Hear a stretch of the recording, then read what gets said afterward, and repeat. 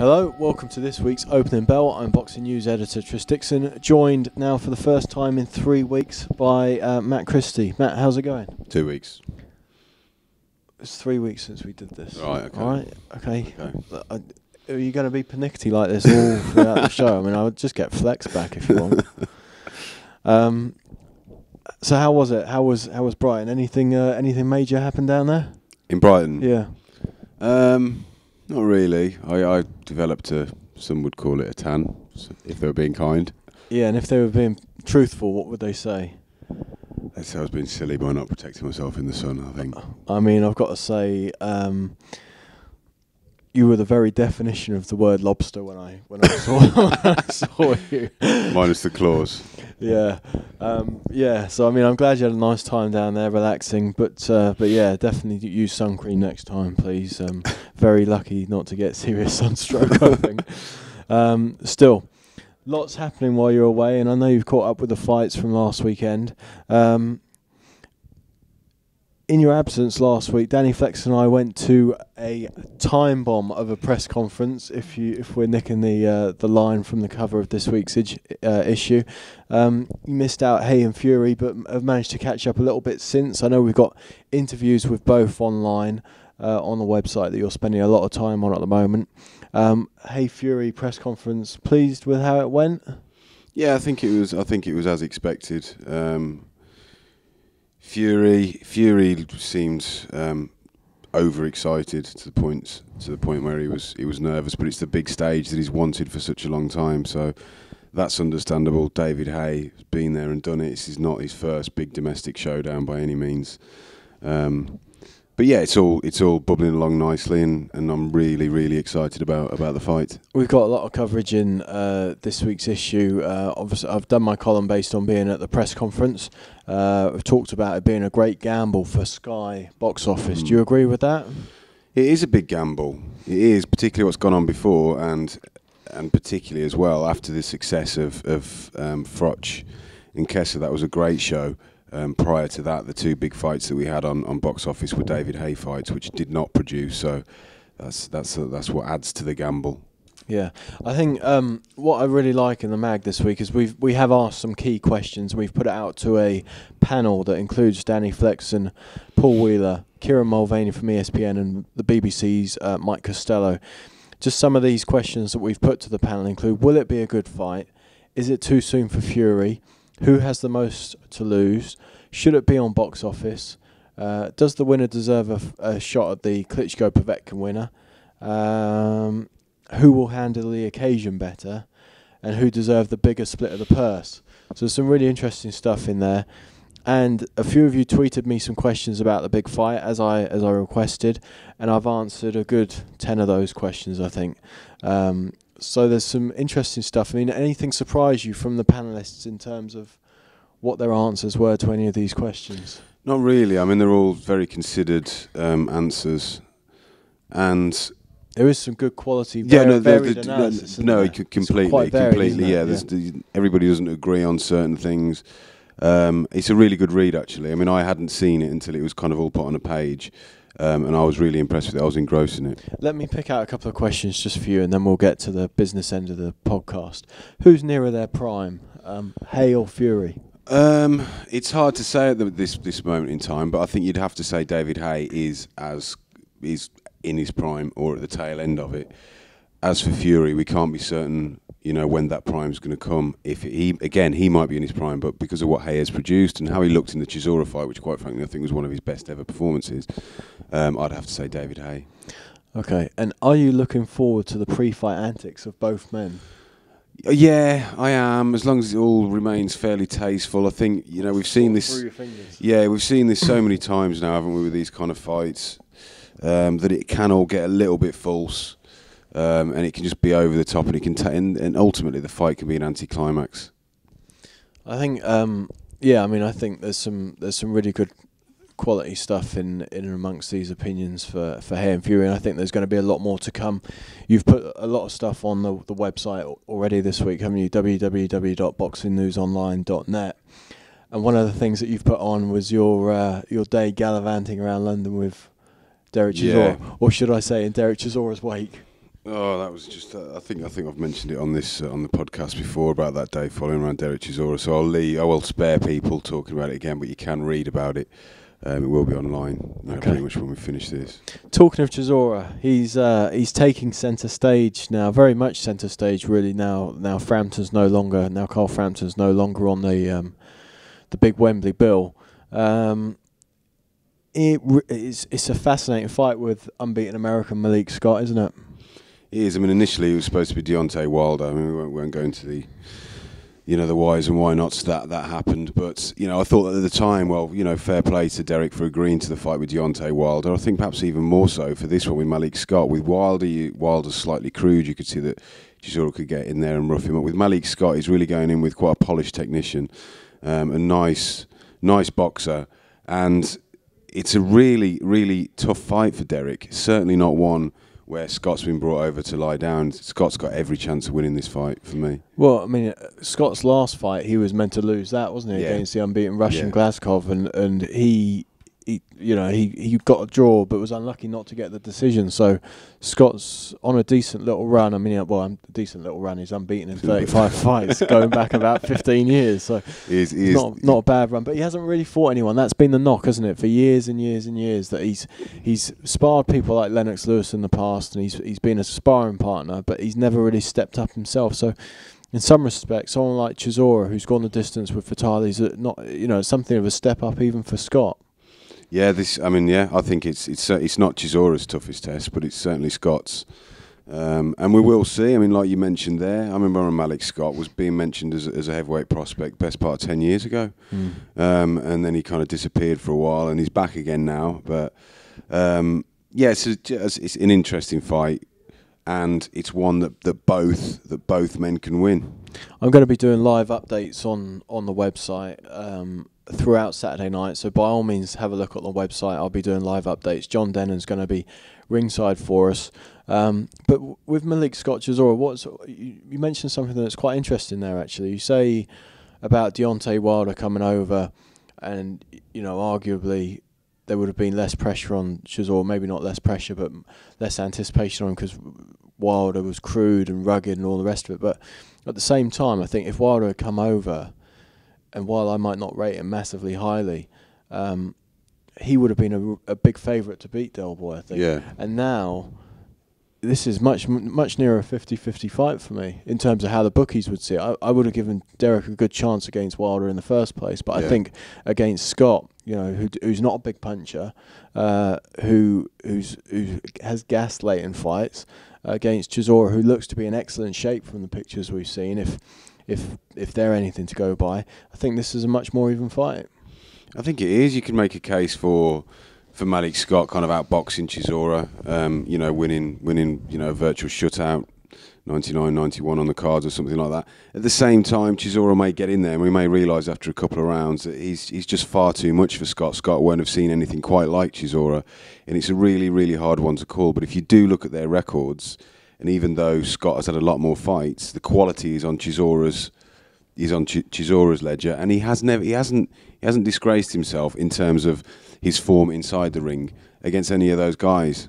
Yeah, I think it is a fascinating clash. It really is, and I'm also looking forward to the undercard fight between Billy Joe Saunders and Gary O'Sullivan. You would have to lean towards Billy Joe quite favourably, given the fact that on September 21st he's supposed to be fighting John Ryder in the debut show at the Copper Box Arena in London. So basically, although O'Sullivan's 16-0 with 10 stoppages and a good fighter, no one can expect him to win, given that a fight's already been lined up for Billy Joe. Is that right? It's curious that this fight's going ahead for me. It was. I remember when I went to the whole thing with the Copper Box and the press conference, and I was half expecting them to say that this fight would be off. And I know that Ryder's having a warm-up fight as well, but it's not quite as tough as this one. I'm not saying that I think O'Sullivan will win. He is a good fighter, but I saw him upset Matthew Hall at Upton Park last year. With such a huge fight, just round the corner with Ryder, it's a curious contest. O'Sullivan won't just fall down after a couple of rounds, I don't think. I think you can make a case that he could be there for the full distance. Great for the fans, though, isn't it? A great fight for the fans. Yeah, definitely. Really good fight. Just a curious that it's going ahead with the Ryder fight, which is an even better fight for the fans. I mean, we've talked about, or we might have not talked about it, but there's been certainly speculation about Billy Joe finally getting in the mix with the likes of Macklin, Barker, Martin Murray, those sort of guys. And I think with the Box Nation link-up between Frank Warren and Ricky Hatton now, Billy Joe against Martin Murray is a bit more likely, and different things like that. I mean, it is the sort of fight that Billy Joe should be coming through. Yeah, he should. Well, he should certainly come through this fight, and I fully expect him to do so. I do think now that Billy Joe is perhaps at that stage where he could be moved up. I think he's won comfortably he's won every test he's had so far comfortably, and a bit like Martin Murray. Martin Murray, we doubted whether he could get to world level, but he'd perhaps gone a little bit stale at the level he was at. They elevated him to world level, and he's excelled there, and he's really proved himself to be a major player in the world middleweight scene. Yeah, interesting stuff. I think one of the fights that you and I were particularly looking forward to, and we mentioned it across the table, didn't we, a week or so ago, was that when Frankie Gomez was going to be, the hot East LA prospect trained by Freddie Roach, who Freddie raves about and really, really likes working with, he was going to be matched with American veteran DeMarcus Corley. Looked like a really interesting fight, but unfortunately Gomez has picked up a knee injury and he's going to be out for 2 or 3 months now, which is a bit of a problem in terms of his career getting stalled. But interesting fight across the pond this weekend, a Jose Alusigan against Hammering Hank, Henry Lundy. Point to prove, you'd have to, on paper, fancy Alusigan for that, bit more polished. And he's that fight you mentioned with Matisse was a punishing loss. Depends how much that has taken out of him. Let's also remember that Alusigan is no spring chicken anymore. He has been around for a long, long time, and you sense that in his time over here in Britain, he didn't really get the opportunities that his talent deserved. He's starting to get them now over in America, but will they be too late? Yeah, interesting. I mean, it was. I know it got really frustrating with Alusigan over here, didn't it? I mean, he was sort of really ranked highly by the WBC for a while and sitting in the spot, and then different people getting promoted ahead of him and stuff, as happens with sanctioning bodies. You end up tearing your hair out. But interesting times for Alusigan over in America, and wish him well, because he's one of those guys who has had to stick through it through real frustration and periods of inactivity and adversity. One fight we're going to be looking forward to in next week's issue, just to touch upon it briefly, is Andre Berto and Jesus Soto Karass. I think that's got the hallmarks of a really good fight. Berto, a bit of an all-action slugger, fast hands, a little bit careless, perhaps a little bit shot-worn after some hard fights now. And Soto Karass, who's just a warrior who doesn't leave anyone alone for 2 minutes. Nice blending styles there, providing Berto's not on a different level. Yeah, I'm not sure he will be now. I think we can safely say that Berto won't be any danger to anybody in the pound-for-pound top 10. A few years ago, he seemed like he was on that course as if he might get there. He might turn out to be one of the elite fighters in boxing, but I don't think he's gonna get to that level. But against Karass, it's got all the makings of a really good fight. I think Berto ultimately will probably have too much for him, but other people have wrote off Karass at their peril in the past.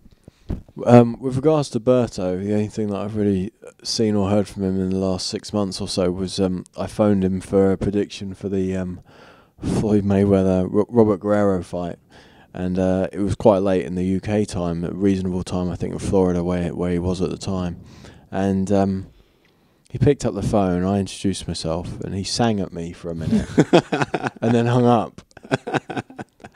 And I phoned him back, and it just rang off. And then I phoned him back again, and I said, and he started singing again. I said, whoa! I said, Andre, can I just get in a couple of questions? I just want to ask you about the fight. For some reason, he happily stopped singing. He's no Stevie Wonder, I'll give you that. Although his defence might lead you to think he might be. And he stopped singing and then gave me his prediction and then said he's up for it. He realises he had to make massive changes and it's going to be a fresh start. And I think, it's going to be a really good measuring stick, Soto Karass, who's good enough to drag sort of B-list fighters into a real war, but who sometimes gets punished by the A-listers. So it's a really good measuring stick for him, and we'll see where Berto is. Yeah. Yeah. Good analysis, Matt. Good analysis. I'm just still reeling from the whole thinking about Andre Berto singing. I've spoke to him on the phone a few times, and he's got quite a memorable, deep voice, hasn't he? So I can only imagine what that sounded like. Yeah. What was he singing? I don't know. I really don't know. I was sort of stunned, taken aback by it all. Anyway, look, we're halfway through, so let's just have a quick break for a word from our sponsor, and we'll rejoin you with some odds and look back on the big show in Hull and a few other bits and bobs. William Hill, sponsors of the Opening Bell podcast. Bet £25 and get a £25 bet free. Bet now with williamhill.com.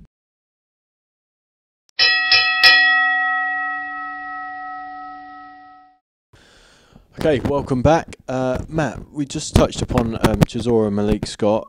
Really interesting fight. The odds have it very interestingly as well. In fact, if you look at the averages, Chisora about 11 to 10 is the best price you can get for him. Malik Scott 20 to 19. So very, very similar. Bookies finding it hard to separate them.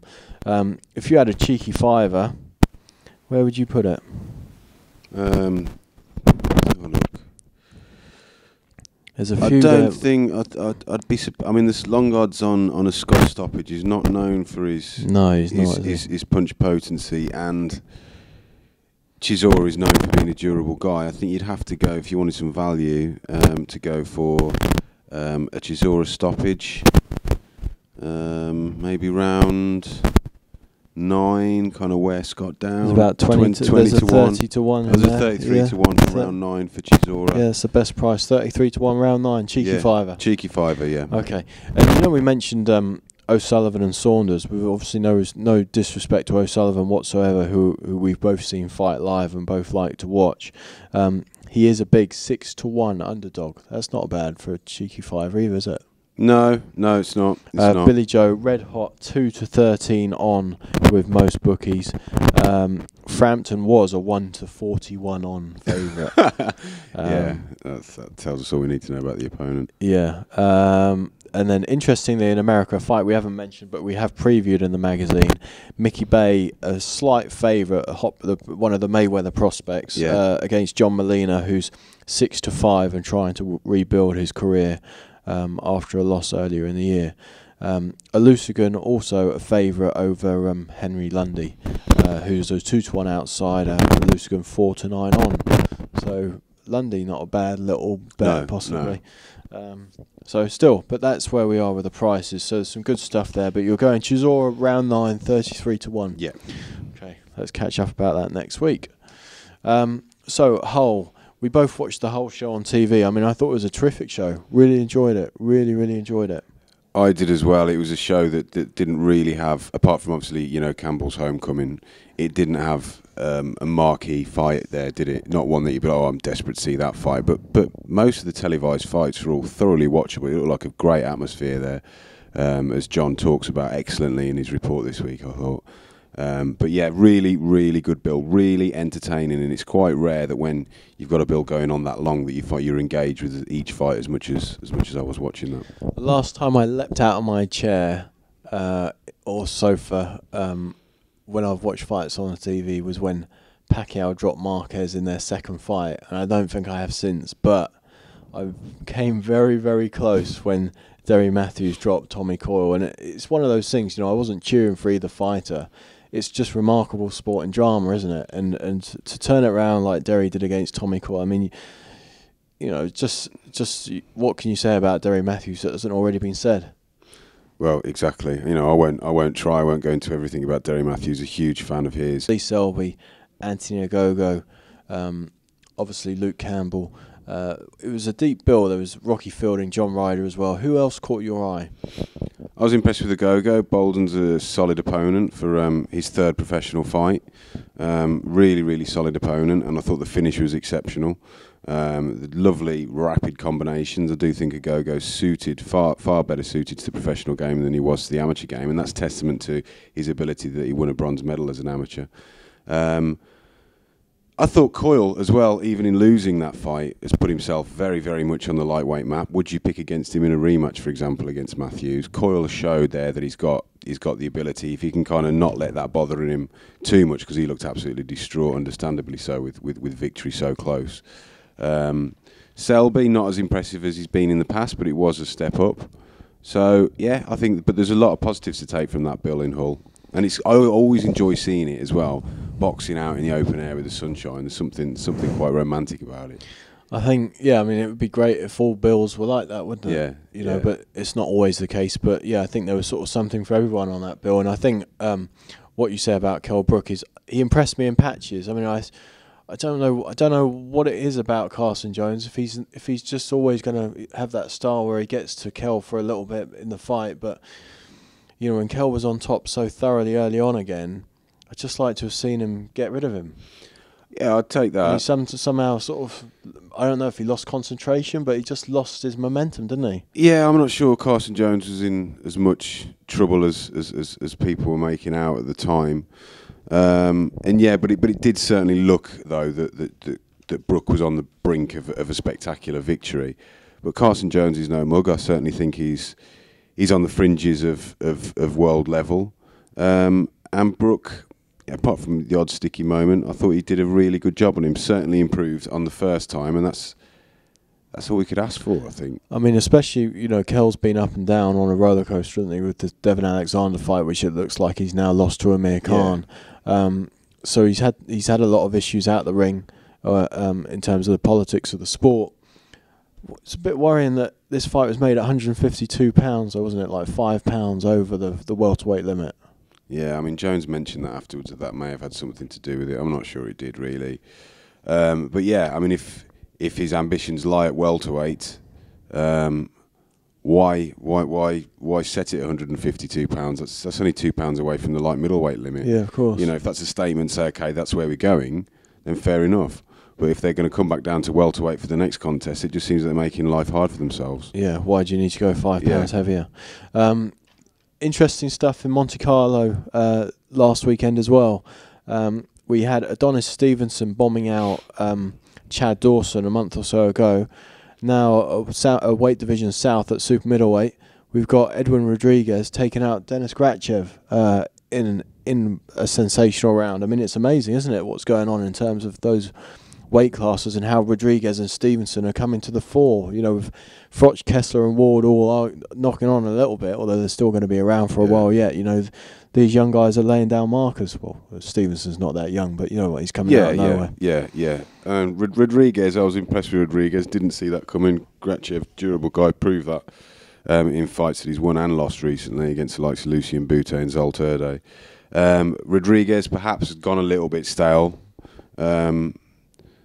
But very, very impressive. Very impressive. But it was almost like Grachev was made for him, and Grachev perhaps a little bit overconfident and got caught early on. And sometimes when that happens that early in a fight, there's no way back. Sometimes you just get caught cold. Don't you? I've seen that a few times. Yeah. And Prince Aaron fell short against Max Bursak in a shot at the European title over there. What did you make of Aaron's performance? It wasn't disastrous, but I feel that the fight was there to be won. I wasn't that impressed with Bursak, to be honest with you.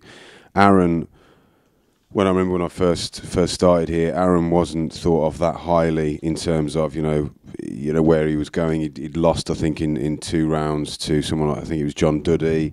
But it really was a confidence thing with Aaron, and he slowly won the prize fighter, and then he started to make real inroads into the domestic scene. Won the British title. Then he lost to Brian Rose, and I just feel that his confidence perhaps hadn't been rebuilt enough for an opportunity of this nature that came quite after only 2 6-rounders following that loss to Rose. But Aaron's got the ability. He showed in that fight, even though he got dropped a couple of times, he's quite a durable guy, more durable than he often gets credit for. I certainly think that if he's built back up correctly, we can see him challenging for domestic and continental honours again at middleweight. Yeah, I think just in closing, I just wanted to say that in the magazine this week, I've spoken to George Peterson, trainer of Paul Williams, who was left paralysed in a motorcycle crash, what's nearly 2 years ago now. So there's an update about the Punisher's health in the latest magazine. that's obviously also available to download, and it sort of went under the radar a bit, I think, last summer, but we did an exclusive feature with Paul Williams last summer, and where he talked about rehab and trying to come back from the serious injuries he sustained, and I'd urge you to check it out online, not just because I wrote it, but because it's an inspiring story of the human mind, really, and how you stay positive under such adversity, isn't it, Matt? No, it really is. And, we all have our own problems in life, don't we? Every single one of us that walks this earth has a problem that at one point or another in their life that they think they're not going to be able to get over, and we're all guilty of kind of immersing ourselves in those problems and not really looking around at the big picture. If anybody wants any kind of inspiration or to really be snapped out of that, then Paul Williams is a perfect example. He really is an inspiration. I'm hoping George will put me in touch with Paul again in the next few weeks, so we'll bring you word from the Punisher's mouth again and see how he's doing. But it's encouraging stuff from George, and it's very good that they're all staying positive. And on that note, somewhat sobering but also positive in some respects, we'll leave you, and we look forward to picking things back up next week, where we'll have all of the fallout from Chisora and Malik Scott, maybe a touch more on David Haye and Tyson Fury. In fact, let's look at some prices for Haye Fury next week. And it'll be interesting. We might get some contacts to give us some prices for Cole Froch, George Groves, which I'm not Mystic Meg, but that could be announced in the next couple of weeks too. So yeah, we'll bring you some prices for those big summer and autumnal showdowns. And thanks a lot for joining us this week, and we'll be back next week with the latest and greatest from boxing news. Get involved with all the best boxing banter at our forum, and that's forum.boxingnewsonline.net.